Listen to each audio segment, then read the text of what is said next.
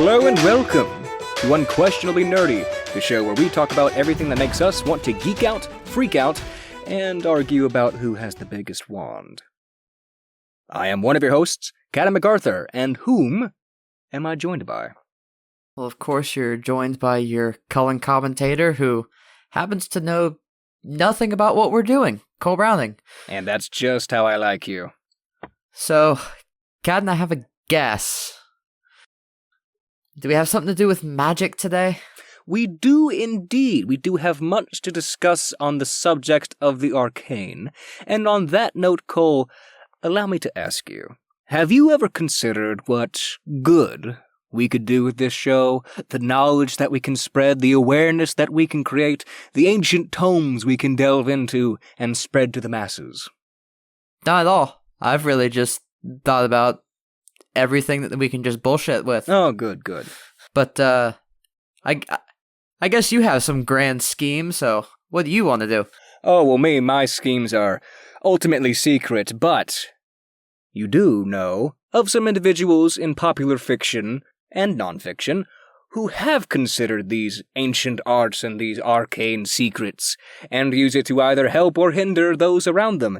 And I can see of no better use of our time and our immense influence with this podcast than to pit those individuals together in a deathmatch. Oh, wonderful. Yes. Today, Cole, and our loving audience, and Joe Rogan, we are considering the question of who would win in a fight to the death, the magical death, hopefully. And today we are pitting together several wizards, sorcerers, magicians, and the like from fiction and nonfiction. And by that I mean we have one nonfiction character. I really can't wait to hear who the nonfiction character is. I was going to say, if it's not Houdini or David Copperfield. Wait, is David Copperfield nonfiction? Debatably fictional, yes. Yeah, debatably fictional. But alright, I'll run with this. So who we got first? Well, that strikes the question, doesn't it? Cole, when I say the word wizard to you, what comes to mind? The general picture of a wizard, disregarding the specific examples. What image comes to your mind? What concepts come to mind? I really imagine lightning coming from their hands. Almost like a Jedi. But I imagine them having like a very pointy hat with stars on it. Yes. My definition of a wizard is pointy hat man with lightning. Well, I'm sure many would agree with you, and there are, of course, many definitions of these unknowable individuals, but despite that unknowable nature, I have strove to find some more specific definitions of what a wizard actually is, and that way we can better pit them against each other in a deathmatch. Google tells me that a wizard is a man who has magical power, especially in legends and fairy tales. The Merriam-Webster, I can talk, defines a wizard as one skilled in magic, or a very clever or skillful person, or simply a wise man. Cambridge Dictionary defines them as a man who is believed to have magical powers and uses them to harm or help other people. And, finally, someone who is an expert at something or who has great ability in a particular subject. And my favorite two definitions, dictionary.com, of course, defines them as a person who practices magic as a magician or a sorcerer, or alternatively, a conjurer or juggler. Have you ever considered juggling a magical art, Cole? I really haven't, but I mean, I'm open to anything now, especially if we can throw some of those people in these death matches. Ooh, interesting. Just a bunch of circus clowns.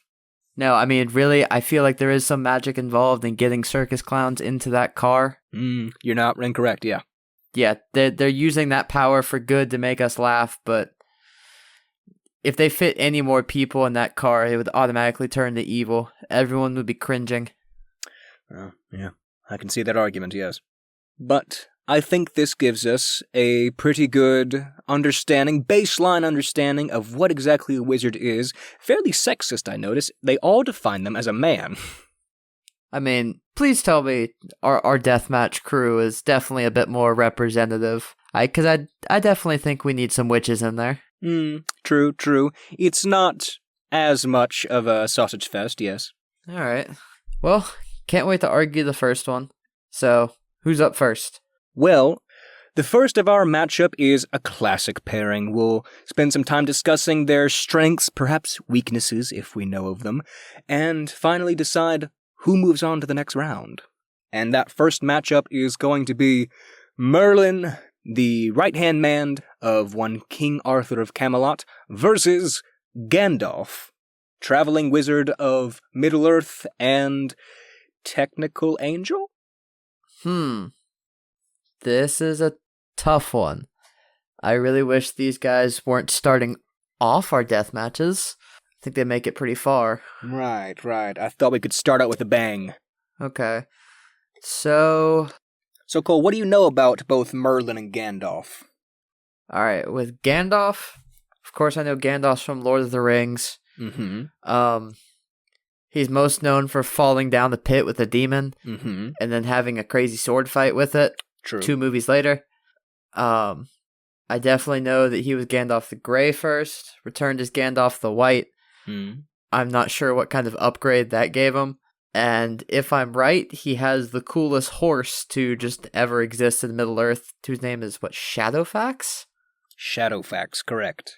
Yeah, so that horse gets some points. That is fair, yeah. We do have Gandalf. I notice now, I didn't even notice this while thinking about it, we kind of have opposite ends of the spectrum in terms of celestial bodies, considering Gandalf, as we mentioned, you may not be aware of this, Gandalf is one of these individuals, I believe, called the Maiar, and the Maiar are essentially angels that sort of grow in power with age, and so you'll see similar individuals also considered Maiar with the other wizards like Saruman, and even individuals like Sauron, the big bad of the Lord of the Rings. All right. And they're essentially God-sent individuals given a purpose by the higher powers of Middle-earth. Okay. So basically Middle-earth angel. Got it. And on the opposite end of the spectrum from these angel-esque individuals, we have Merlin, who is going to be a bit of I suppose a bit of a blank slate, but also a page full of information that we can grasp and pull from, considering in many stories of Merlin, he is actually an attempted Antichrist. Wait, attempted Antichrist? Correct. All right. That makes Merlin 1,000 times cooler. In some of Merlin's original stories, and in many of the Arthurian legends, it's said that Merlin's father was actually an incubus who seduced a virgin, and once the virgin was impregnated, the virgin then gave birth and immediately had their baby baptized by a priest in order to drive out the demonic influence. All right. I think that's like the most metal backstory that I could have ever imagined for Merlin. Very much so. I definitely thought Merlin was like the traditional D&D wizard of, I read a lot of books and then I learned magic. Mm-hmm. Yeah, he does kind of have that figure, doesn't he? Where he's just the, long blue robes and pointed hat, like you said. Well, I mean, both of them have long robes and the pointed hat. So from fashion, I think Merlin has the upper edge in terms of fashion that could give him an upper edge in this fight. Because, man, I would be distracted looking at just how fine Merlin's wizard get out is. Like, Gandalf's just in rags. Well, that is true. If this is a fashion contest, I think just on the variety of art that has depicted Merlin, you might have to give it to Merlin. But this is not purely about fashion. And of course, Gandalf does get his upgrade in garb when he becomes Gandalf the White, and he's more clean and combed. All right, true. But if we're starting to talk about powers now, we talk about Merlin, and it's just like, didn't Merlin imbue the power of Excalibur Like, wasn't he the one that basically No, said this thing is going to be magical and this is the prophecy? not particularly. That who created Excalibur changes from telling to telling, but Merlin did, in some tellings of the stories, place Excalibur in order to find the true King of England, and that ties into his one of his abilities, which is precognition. He can tell the future. Okay. So, precognition is just a pretty strong power in general. So, Yes. that is crazy magic. Another power that I'm going to give Merlin, even though we're stretching it a bit from Arthurian lore, but for any fans of DC, Merlin was the one that bound Jason Blood to Etrigan the Demon. Yes. And he can just create an army of holy demon warriors. Mm-hmm. So I gotta say, DC Merlin at least can pull reinforcements from anywhere. And may I say, very strong reinforcements. That is true. Mm-hmm. And I think you're right, that does give Merlin a large advantage considering he has been around the longest and pretty much been the most generalized. He's gonna have the most abilities on record. Yeah, so, I mean, what else would Gandalf have other than, I guess, traditional magic powers, knowing spells? Mm-hmm. Gandalf is very illusory, and especially as Gandalf the Grey, he's very tricksy, and he's described by Tolkien as, quote, an Odinic wanderer, so very akin to Odin and tricksy and manipulative and very illusory. As Gandalf the White, he's more shown in a very combative stance as a sort of protector figure, and so he's, I think, in a hand-to-hand or blade-to-blade contact, sort of a melee scenario, I think Gandalf takes this, considering he has his sword, I believe, named Glamdring of Elven make. He's often on the front lines of a lot of the fights of Middle-earth. I mean, true, Gandalf did fight with a sword, but I'm pretty sure Merlin could fight with a sword, too. Yeah, so I mean, I don't think that really sword skills would come into this. I think that a lot of it just kind of has to do with, and say that Gandalf's sword was stronger. Would Gandalf be able to tell exactly what Merlin was going to do? That's a good point. I think, yeah, the precognition is a really strong point in Merlin's corner. Yeah. So, I mean, I think that powers would go to Merlin. I think being victorious, I think it would be close, but also with the one thing I decided to actually look up about Merlin. Apparently a lot of his power comes from his magic fashionable clothing. And it basically makes him able to do whatever he wants as long as he's wearing his clothes. Right. I think it would be difficult for Gandalf to cut away his clothing and try to take that power away, especially if, precognition on Merlin's part. So, I gotta give this to Merlin. I think I'm heading in that direction also. I will say before we decide on this right out, I think Merlin might be the one of the only examples on this list of our contestants, the only example that might actually have a defined weakness, which is his lust. In the Arthurian canon, there's often stories of Merlin falling in love with an unreciprocating sorceress, and he pursues romantically this sorceress, and the sorceress tricks him into playing into this partnership in exchange for Merlin teaching her his magical arts, and she then uses those magical arts to trap Merlin in a tree or underground, depending on which version you read. So, I think this is actually one of the few examples where if Gandalf can seduce Merlin, that might secure him the win, even though Merlin might see it coming. I would definitely say that Gandalf has the possibility of seducing Merlin and winning. But I don't think that Gandalf can polymorph. And I definitely think, going by Arthurian legend, we definitely need a woman for Merlin. But I mean, who knows? There are always things in legend that are unwritten. True. Yeah, I'll agree. I think we agree, and we will give this round to Merlin. I'm sad to see Gandalf go so soon. I think we all are. Alright, so who's up next? Let's keep on making these tough decisions. Well, on this second round, we have our first female contestant in The Wicked Witch of the West versus Dumbledore. I don't even feel like this one needs to be argued. Oh, really? I feel like this is Dumbledore all the way. Dumbledore had what? No, Dumbledore had all 3 of the Deathly Hallows at one point. That's true. And I'm like, doing that, also being the headmaster of Hogwarts and the 100 years probably of magic. Mm-hmm. I mean, what does the Wicked Witch have to offer against that? I think you make some strong points for Dumbledore, and he certainly does have a lot of knowledge and material to put into the fight.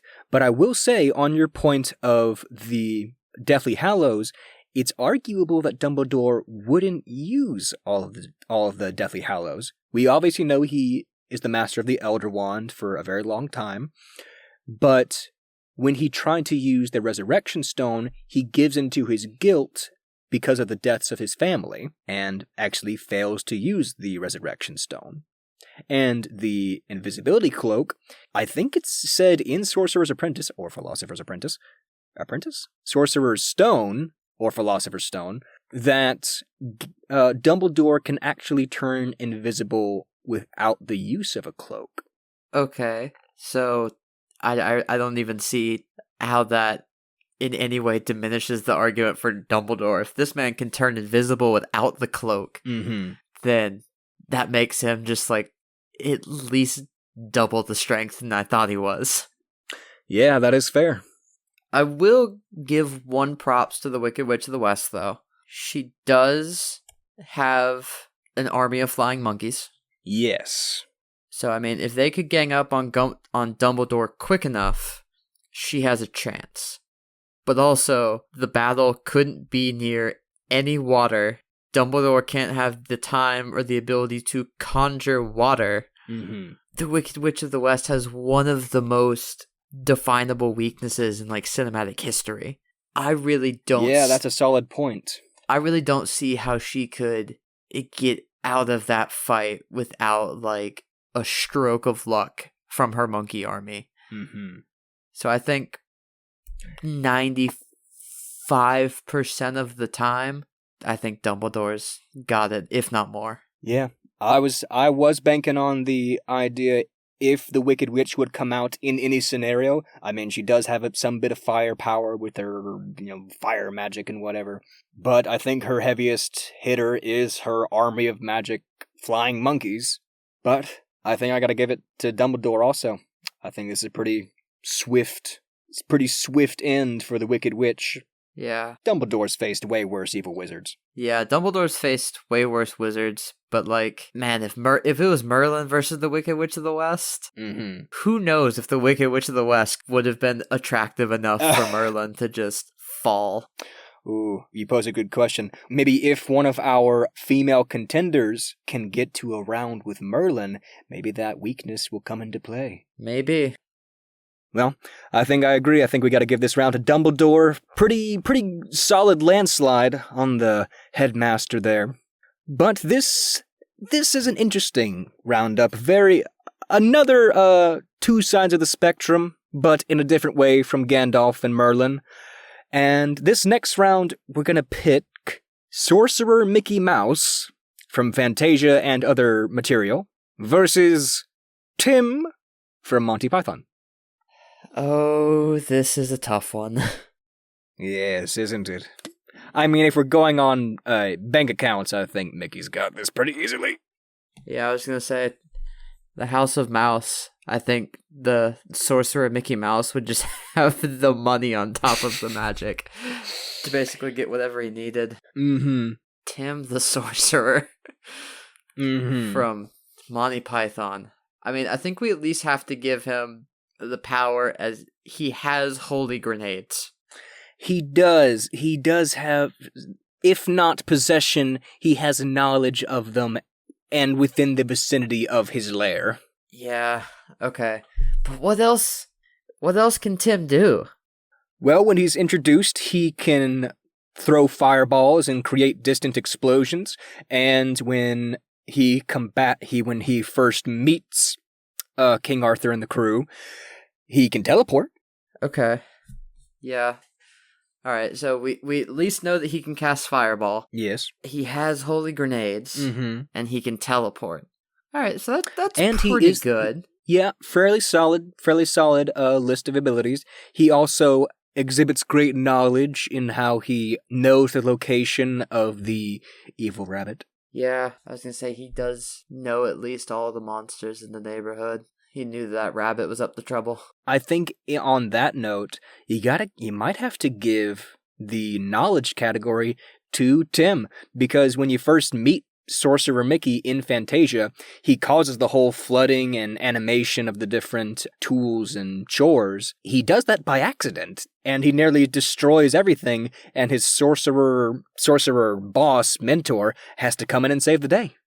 Okay, so Sorcerer Mickey is pretty chaotic. But I mean, would you say that he learned enough to, I don't know, be on the level of Tim? Like, did he learn more magical spells? Because all that we know that Tim can do is basically Fireball. Well, I think we have seen animations since Fantasia where Mickey Mouse has been shown to have an increased mastery of the magic hat and the abilities that come along with it. So there is a clear rising in experience and skill level with Sorcerer Mickey. Okay, so definitely give him at least a moderate experience level. I definitely think that if it was like very beginning of Fantasia Sorcerer Mickey, right, this would be clearly towards Tim. Yes, I think I would agree. I think Tim would have it if it's first Fantasia Mickey. I mean, I think Sorcerer Mickey in the first Fantasia film has more power from his hat, but has so little control over it. And I think that's a point that it is the hat that gives him the magic. If Tim can get the hat off of Mickey, Mickey's done for. He only has his bank account and millions of lawyers to defend him. That is true. But one thing that we, I think, are ignoring is Sorcerer Mickey can just control water. So if we take this by Avatar fight, it's fire against water. True. Sorcerer Mickey is going to win every single time, unless Tim can get the hat off. Yes. I think, what my thought process, I think if Tim can time and aim a key holy hand grenade at the right moment, in the right position, even if it doesn't kill Mickey, it's gonna get the hat off, right? Yeah.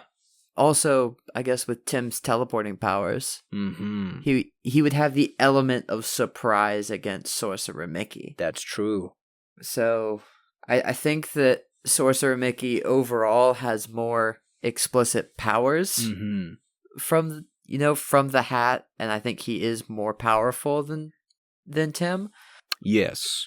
But I think that more often than not, Tim could pull off the element of surprise and get the hat off. I think you're right. I think this is the first round we've had so far that doesn't specifically come down to pure power and more comes down to strategy. Yeah, this is definitely the most strategic round. And I think that because Sorcerer Mickey has basically an explicit weakness and how much power he loses without that hat, I definitely think this has to go to Tim the Enchanter. I think I'd agree. I think Tim might have it with his element of surprise, and he just needs one good hit, and then it's all downhill for Mickey. Dang. I wish Sorcerer Mickey had gone farther. Yeah.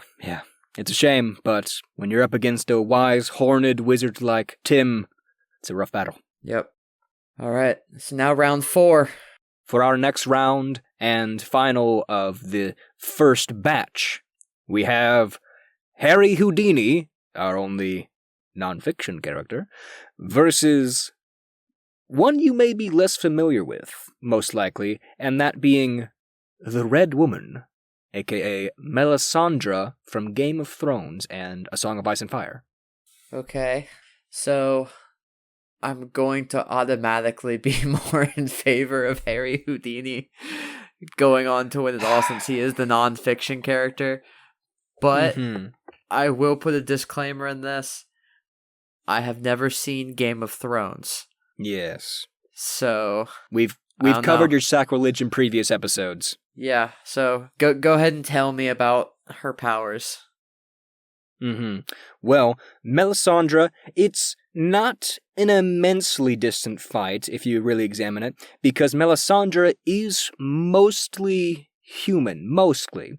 She does have magical power, great magical power, and mostly in a support function, but when placed in the right scenario, and again with the right strategy, I think she comes out quite effective.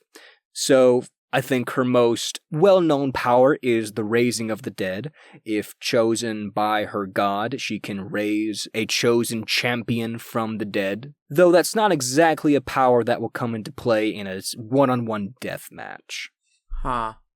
I mean, raising the dead could come into play in a death match. But, I mean, that would be very specific to, like, if this thing was, like, set up in a cemetery. Then she may have a chance. Yeah, true.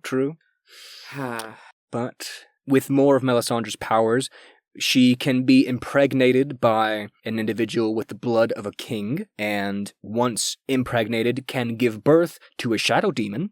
Okay, that's pretty cool. Yes. So, pregnant Melisandre in the middle of a battle, or about to give birth Melisandre, could be powerful. Yes. But it's powerful, it's effective if she can have the time to give birth in the middle of the fight.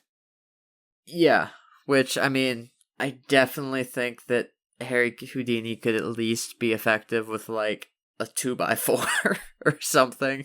Sure, true. Especially if she's in labor. It wouldn't really take any magical powers. But I do want to go ahead and say that even though Harry Houdini is our only non-fiction person. I don't know if you know this about Houdini, but he was in the original Spawn comics. He was in the Spawn comics. Tell me more. He was in the original Spawn comics, and there was one point where, what was it saying? I think he actually traveled through time to actually visit Spawn and actually, like, teach him about magic. Okay, so in this reality, Houdini is a legitimate magical magician. Yes, he basically has the illusion powers of, like, Loki, and then he can hop through dimensions, and can just travel through time. I see. So, I mean, even traveling through time and with dimensional travel, I'm not sure how much that could come into a fight as being, like, really clearly useful. Illusion casting, though, could be. Yeah.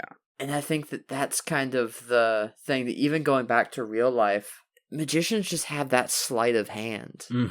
And, like, what kind of sleight of hand stuff could Houdini do just to distract Melisandre and then just, I don't know, take whatever weapon he may have on hand?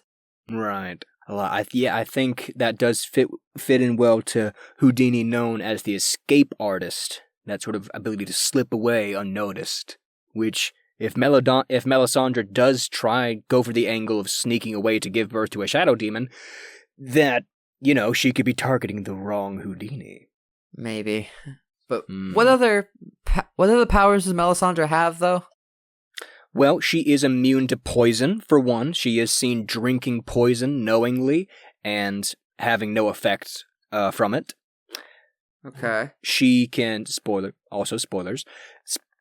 for the last season of Game of Thrones, she can conduct a prayer that lights a space or an army's weaponry on fire with sort of magical everlasting fire. So if she can, like, trap Houdini into a small enough area and just circle him in fire, that may be enough. And Melisandre is one of the figures with, like, the biggest weakness, and it's actually similar to Mickey's weakness, in that she wears a sort of choker, a ruby choker, and if you, again, spoilers for Game of Thrones, if you can get the choker off of her, it's actually revealed that the choker keeps her young, and she's actually who knows how old, because when the choker's removed, she's revealed to be just an old, decrepit woman. Okay. But I mean, a ruby choker would be much harder to get off than, like, a hat. I think you'd really have to get in, like, close to rip that off. Mm-hmm. But that is another thing about the sleight of hand, in that if he can almost pickpocket the thing off of her without her even noticing, she'll be immensely slowed, she'll be elderly, she'll be vulnerable. Okay, that is a good point. Mm-hmm. But I honestly, my biggest thing, I think we haven't talked about Houdini's weakness yet of, just the one wrong punch to the gut. Yeah. And then he died of, what was it, like a ruptured, like, spleen or something? Mm-hmm. Yeah, so I'm like, Houdini is human. Yes, he's certainly the most human on this list. Yeah, so I guess the biggest question here is, could Houdini get in close enough before Melisandre pulls out, like, weapons? Mm-hmm. So does she have any weapons training? She doesn't carry a weapon. She mostly acts in a support or advisory role throughout the series, and even when the big battle with the army of the undead come, she's in the background, not picking up a weapon and just lighting up the swords of the Dothraki, or lighting the flames of the pits to keep out the undead. So she's not really a hand-to-hand combatant. I think if Houdini can get up close and Melisandre doesn't have time to conduct a ritual or anything, I think Houdini's just going to get that choker off and just have an old lady to deal with. Yeah, I was going to say, how long does it take her to do that, like, fire ritual? Several seconds. So I think I would say like 30 seconds or less. I think it takes her, like, more than, like, 10 seconds, though, of being, like, uninterrupted when somebody's just trying to charge you. Honestly, I think that would be hard to focus on. Mm-hmm. So, I mean, even though she really is, like, the real magic user, yeah, I think that sleight of hands would just kind of have to take a win on this one. I mean, if Melisandre had, like, quicker magic abilities, almost like when we think of, like, cantrips for Dungeons and Dragons or something, or really anyone else that could just throw a fireball at whim. If she had anything quicker like that, or just a knife, or if she used a weapon at all, then I think this would be clearly her win. But the fact that she doesn't use a weapon, mm-hmm. I really think that's her downfall in this one. I really think that we have to give it to Houdini just because she doesn't use a weapon. I think you may be right. This was honestly not the direction I was expecting this round to go in, but I think you may be right. I really didn't think it was going to go this way either. We've proven this now. Magicians, even if you have your magic, always carry a weapon on you, even if it's a small dagger. Yeah. That could be the difference between life or death. Well, now we've reduced this death match to officially a sausage fest. I hope you're happy. I really can't believe Harry Houdini made it this far. It's an inspiration to all of us, honestly. Yep, if your sleight of hand is strong enough, you can take out some of the mightiest warriors. I guess you're right. But that concludes the first batch of competitors, and why don't we begin the second match, the second round, with Merlin versus Dumbledore. Okay, I really think this should be the finals round. Okay, so I really think that this one's a bit tougher because Merlin and Dumbledore can even each other out on a lot of abilities.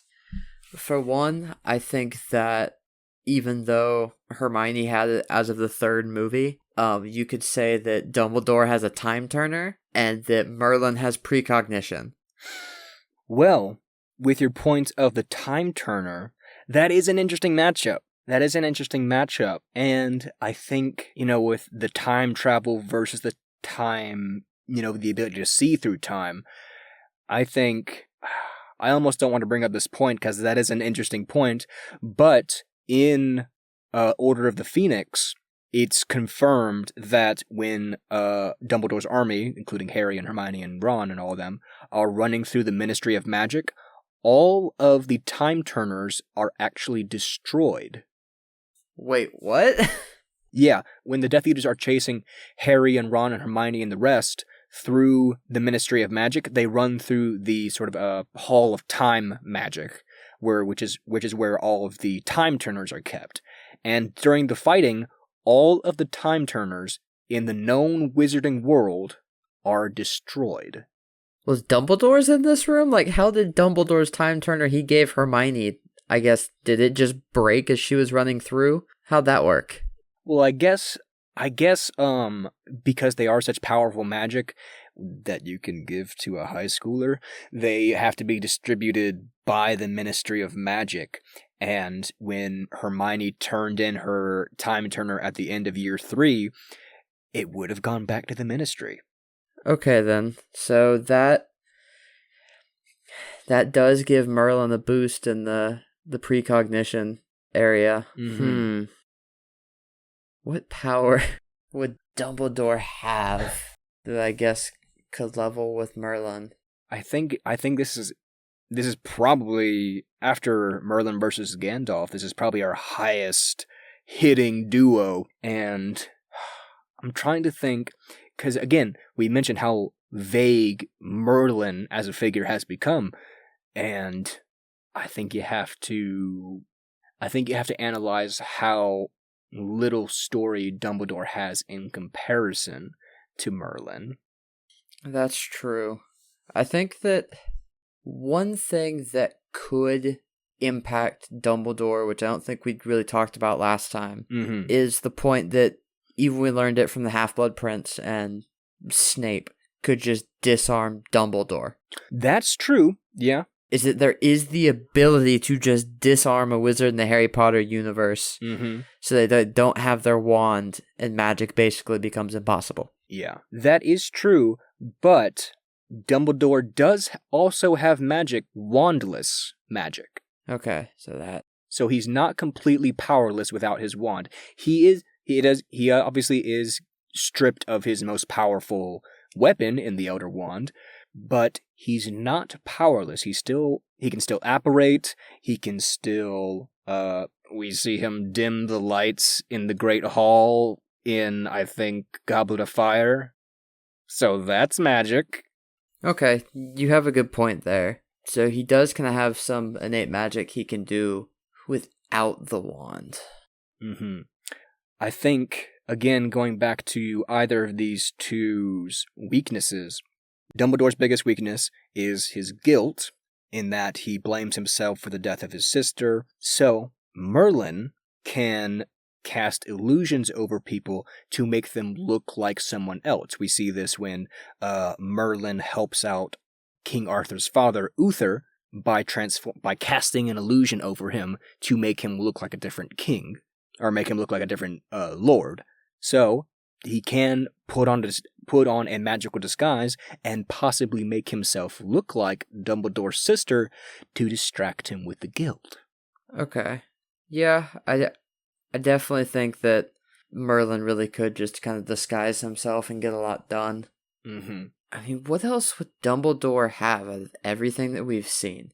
I mean, I think he definitely has the greatest amount of magic weapons. You could say that he had the sword. Yeah.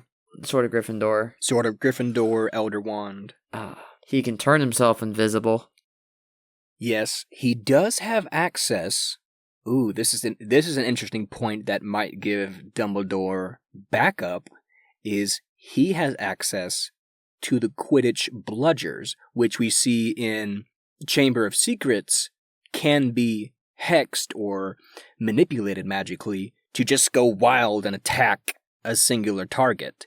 So if Dumbledore can bring the bludgers and enchant them to attack Merlin, that could give him some backup.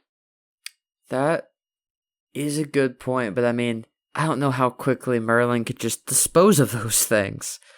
I mean, Merlin could just kind of... You're right, they are mad. They are just rubber balls. Yeah, I'm like, Merlin can just shoot fire, just blast those out of the sky. Yeah. I really... I really think that we've tried to find other things for Dumbledore, but I really think that Dumbledore is so much dependent on items that just there is the sheer ability that if Merlin can in any way kind of just take away a wand or like the sword at any point, it basically becomes, the slimmest chance for Dumbledore to succeed. Yeah. Yeah, I think we're in agreement. I think this round once again has to go to Merlin. Man, the OG wizard really is destroying the others in this bracket. Yeah. He's certainly showing his experience. Well, alright, so does this mean our next one is Tim versus Harry Houdini? That is correct. The next match is Tim the Enchanter versus Harry Houdini. Alright, I'm automatically going to come out on the Harry Houdini side just to mention his sleight of hand skills. But what if... Really? What if he just happens to pull all of the holy hand grenades that Tim just has on his person? Well, I don't think that Tim actually brings the hand grenade himself. I think it's like brought in and blessed by that procession of priests, right? So we can argue if he has his priest homies with him, maybe he has one holy hand grenade, but does he really have multiple cadres of priests with him? Yeah, I mean, if he was alone, then he probably may not have any with him. Yeah. I mean, I think... And he's already used one of them to take out Mickey. Yeah. I think it's an easier decision on this one to kind of just go with Tim. Because like we said, Melisandre was close if she just had a weapon. From a distance, Tim can cast fireballs. Yes. Just in a massive area. How is Houdini going to escape that? I mean, again, he's the escape artist. He's nimble. He's jumpy. And it is shown that Tim has to point at the direction where the fireball is going. So if Houdini can act quick enough, maybe he can get out of the radius of the fireball. Just he can zigzag insanely fast and make his way to Tim. Yeah. I don't know, man. Fireballs have like a big area, and it's just kind of like the line of attack. He still has a really big chance of getting hit. Yeah. And all Tim has to do is just teleport somewhere where Houdini doesn't have an immediate eye on him and fireball from the back. Yeah, and also with the point of Tim teleporting, it could also just be a war of attrition, since Houdini is human, and he'll have to run everywhere, and he just waits for Houdini to run out of air. Yeah. So, Houdini, it's been great to see you at least make it to the second round, but sadly you're missing the definitive wizard trait, which is Fireball. Yes. I'm kind of sad. I was kind of rooting for Houdini after he won versus Melisandre. I was really rooting for Houdini too. I thought it was going to be so interesting to see Houdini versus Merlin. That would have been a great one. But I'm fine with Tim going with it. I mean, Merlin, the Arthurian wizard, versus Tim from Monty Python and the Holy Grail. It's poetry, Cole. Look, I'm glad that we got it down to two medieval wizards in the end. I think that's fitting because they could have been around in the same time period. Yeah. Also, they both served King Arthur. Yeah, that's what I'm saying. Man, on the point of who served King Arthur better... Well, Merlin. It's definitely Merlin. See, I was going to say Tim the Enchanter, because he told Arthur, hey, that bunny's a monster. Stay away. And then Arthur didn't. And then knights died. That's true. But something about the Arthurian myth, when you're talking about Merlin, I think Tim might have actually had an easier time of it. Because if you look at Arthurian myth, the Arthur from Monty Python might actually be smarter and easier to mentor than the actual Arthur. That is very true. That Arthur from Monty Python, I think, did actually listen to people. Yeah. Yeah. I think, like, if you look at a lot of Arthurian myths, Arthur is just constantly arguing against what Merlin says and not wanting to do it, and, like, it's a long story about him maturing as a king and becoming the true king of England. And so that really does give praise to, like, how much crap Merlin put up with while mentoring him. Yeah, so we can agree that Tim probably had an easier job if he ever had to mentor Monty Python Arthur than Merlin, mentoring actual Arthur. Yeah.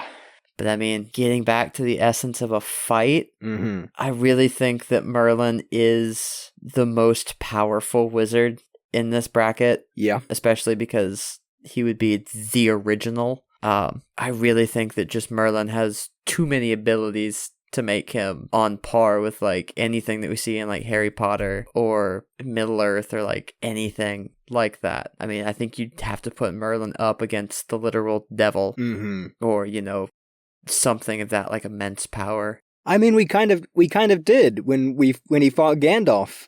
Like, Gandalf, almost a literal angel, and Merlin still came out on top. Yeah, you have a good point. I think the only thing that could bring this to Tim's side, and it's up to you to decide this. Mm-hmm. I definitely think that Tim's, like, horns on the cap give him a slight edge in how attractive he is compared to Gandalf. So maybe Tim has the ability to seduce Merlin. Oh, interesting. You think Merlin's into ladies with beards? Long gray beards? Huh. I don't know. I think maybe if Merlin didn't have a beard, but I think beard on beard, I think that would be kind of a turn off for Merlin. Yeah. So, I think it's pretty clear. Our ultimate champion out of this weekly Deathmatch Wizards Edition is the OG wizard, the man of Arthurian legend, Merlin. I think you're right. Man, well, I definitely think we need to do this again.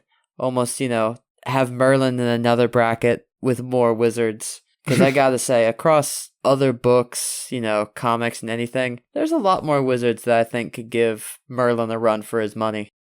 Probably so. Probably. We could pit Arthurian Merlin against Merlin from the Merlin TV show. Would that be that fair of a fight, though? I have no idea. I've never seen the show. See, that's a travesty. Probably. Well, guys, thanks for listening this week. It has been a fun time deciding who the ultimate warrior among the magicians is, and hope to do it again, whether it's with superheroes, other magic users, video game sports players. Yes. Really anything. I think you can pit anyone and anything in a deathmatch, so... Yeah, and did we miss anything? Did we miss any weaknesses, any strengths that would have put one over the edge of the other? Let us know. All right, guys. Well, this has been Unquestionably Nerdy. My name is Cole Browning. And my name is Cata MacArthur. You just watched this podcast. Go out there and be unquestionably nerdy. See you guys later. Goodbye.